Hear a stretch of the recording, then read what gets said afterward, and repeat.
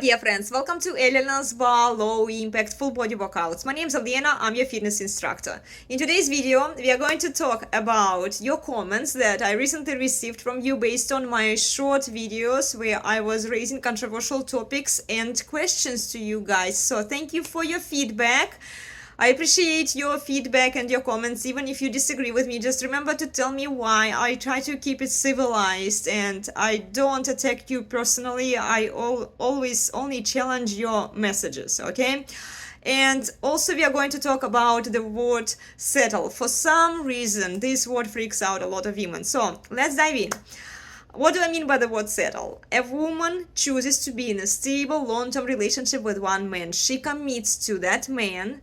She completely removes herself from the dating market and she closes access on her end to be with any other guys out there so that she can stay with this man who would take care of her in the long run. And if she is young enough, if she is still beautiful, she has the value, she has something that men want, and if she is wise enough to consolidate on her beauty and settle with a man who has the potential of taking care of her in the long run, and if she stays committed to this man, if she doesn't jump around in pursuit of a better man out there, she will be taken care of. The sooner she does it, the better. Obviously, if she waits and she starts losing her sexual market value, she starts losing her attractiveness by the time she hits 30 or 32, 35, it depends, right? Her beauty decays. Even though she has pursued her career and she has done everything that society has told her to do, such as follow her heart, follow her happiness, follow the experiences and spiritual journey and etc. Something that she sees in the social media, other women are telling her, and also mass media. Yeah, she does make the money, she has her career on point, her education and everything, but she is still looking for that guy who can provide her even with more value, with more resources than she already has for herself. And remember that she is competing not just against her age bracket of single women who want the same kind of men. She's also competing against the younger women who have even better chance of attracting and keeping a high value man.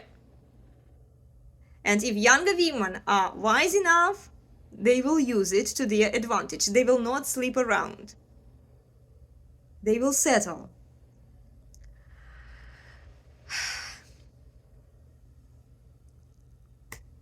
Of course, I don't recommend younger women to marry and settle with the first boyfriend that they lose their virginity to, because we don't live in the ancient times. It's not an ideal world. The hormonal birth control has changed it, the technological advancements and the internet, the social media, everything, right? And men don't seem to like the virgins as much, unless they want to have family and children, and fine, okay, but good luck finding a virgin today, because most guys are spinning plates, and it's understandably so based on how the law is written and what happens in our society today, right? So I wouldn't recommend younger women to marry their first boyfriend, because they are most likely not mature enough to be a wife, and their first boyfriend may not be capable of providing and taking care of the family either. So when we see these marriages that were done earlier in life fall apart later on, and they popped up a few kids, the kids are going to suffer, and you have to be very mindful of that. This is why I'm saying to younger women, low body count. But at the same time, ladies, you need to keep in mind that the feminism will drag you in. Don't make it a habit, okay? Don't make it a habit of sleeping around. Maybe date one guy, see if he worked for you. No, date another guy, see how it turns out with him, and try to date the guys that you would potentially want to have children with. Okay, if you are only dating for the sake of dating, you're going to waste yourself. No high value man will be interested in you later on. Yeah, that would be my recommendation to younger women. And also talk to your dads. Talk to your dads. Dads are very strict, especially in the traditional households. Dads wish you the best. They always want what's the best for you in most cases. So even if they appear to be very strict and very stubborn, that's a good thing. You need to ask yourself why. Why is he so stubborn? Why is he so strict? And try to talk to your dad about the topics and also see what kind of boyfriend he would want for you. Tell him your concerns about certain things. I realize that we don't live in an ideal world and a lot of it is not going to work out, but talk to your dad. The problem is that a lot of younger women right now don't have a very strong role model of a dad. He either is a spineless, clueless person whose authority was taken from him and he doesn't even know what to tell you, or you are raised in a single family household by your mother. In that case, I would recommend you to talk to rational people, talk to rational women, talk to rational men, and see what they tell you. Because if you just listen to your entitled mother, you're going to be screwed. And this is unfortunately something that older women don't see for younger generations coming. They believe that, oh, just because it worked for me, it should work for everyone. But they have been deluded for 5 generations. Feminism is a programming that you have to actively fight. And the problem is that older women don't want to challenge their belief system. They don't want to challenge the messages that they are sending out to younger women. I have nothing against the older women per se. If they are happy and married and settled, look, I'm glad for you. I'm glad that it worked out for you. But just know that the messages that you are sending out to younger women, that you don't have to be married to be happy. You need to pursue your happiness, follow your heart, follow your dreams, follow your goals. Do what is right for you. Meaning that chase the money and clout and become strong, powerful, and independent woman. This is a lie. And this is something that older women don't want to change because it worked for them. Remember, if you went to school from the 1960s, 1970s, you are a feminist. You have been brainwashed. And they might be even lucky to find a man who is also most likely a feminist, right? He doesn't mind an equal partner. Okay, fine. But don't impose these kind of ideologies, these kinds of messages on younger generation because you can't guarantee the result that these messages are going to have on the younger people.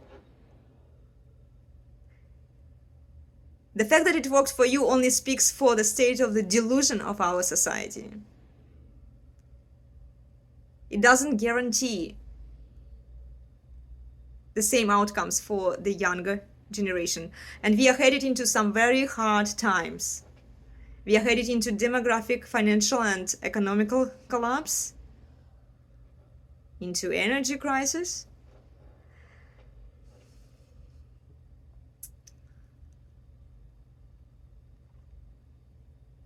And what worked for older people, it's not going to work for younger people because feminism only works when there is excess stupid money to fund it. When the times are hard, people don't have resources for bullshit. They have to be wise. And we see a lot of men already check out. And why wouldn't they? When you see how the law is written in favor of women, that a man who is married to a woman and she cheats on him, and then he refuses to pay the alimony and child support for the child that is not biologically his, is prosecuted, is imprisoned for 5 years, and she gets away with it, there is something wrong in our society. And if you talk about the well-being of the children, the well-being of the future generation, okay, what are you willing to sacrifice for your children to have a better life than you do? Are you willing to sacrifice your freedom of choices, ladies? Are you willing to sacrifice your career? Are you willing to sacrifice the political, socio-economical power that you have so that men have the authority to take care of their families and our society?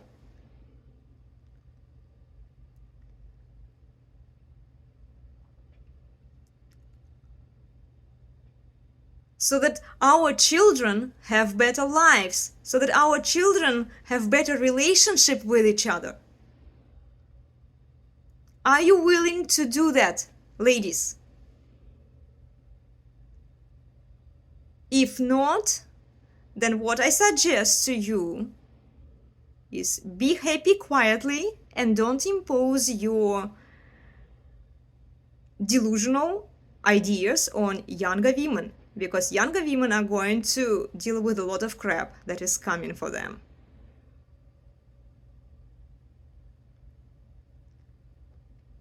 You either help by bringing more awareness, by educating yourself about the critical thinking skills, about the logical fallacies, about the misleading, confusing messages, or get out. It's harsh, but it needs to happen. We need to clear our society from all the bullshit that has led to delusion.